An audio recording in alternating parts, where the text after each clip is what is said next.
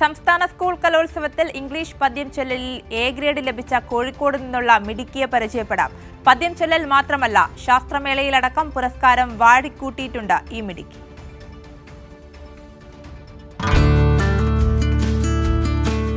Kozhikode Payyoli Keezhoor സ്വദേശിനിയും Chingapuram CKGM HSS +1 വിദ്യാർത്ഥിനിയുമായ നിഹാരികയാണ് കക്ഷി. ഉച്ചാരണ ശുദ്ധിയോടെയുള്ള English പദ്യപാരായണം ആരെയും പിടിച്ചിരുത്തും. And in an attempt to reintroduce me to sanctity, my mother told me of the miracle I was. Said I could grow up to be anything I want, and I decided to be a boy. It was cute. I had snapback, toothless grin, used skin knees as street kid, played hide and seek with what was left of my god. ആരുടെയും സഹായമില്ലാതെയാണ് നിഹാരിക തന്റെ കഴിവ് തേച്ചു മിനുക്കിയത്. റഷ്യൻ്റെ സ്കൂളിലെ എൻ്റെ ഇംഗ്ലീഷിൻ്റെ ടീച്ചറായ senior teacher തന്നെയാണ് ഈ പോം select ചെയ്ത് തന്നത്.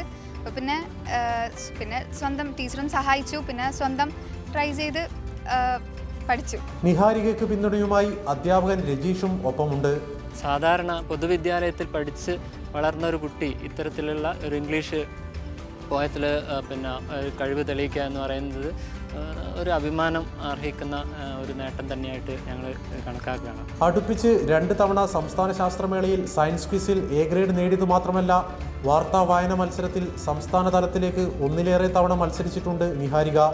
ട്രാൻസ്ജെൻഡർ ജീവിതവും സമൂഹത്തിൽ അവർ അനുഭവിക്കേണ്ടി വരുന്ന മാനസിക സംഘർഷം, ഒറ്റപ്പെടൽ, ദയനീയത തുടങ്ങിയവ ആവിഷ്കരിക്കുന്ന സമകാലിക പ്രസക്തിയുള്ള കവിതയാണ് നിഹാരിക സംസ്ഥാന കലോത്സവ വേദിയിൽ അവതരിപ്പിച്ചത്.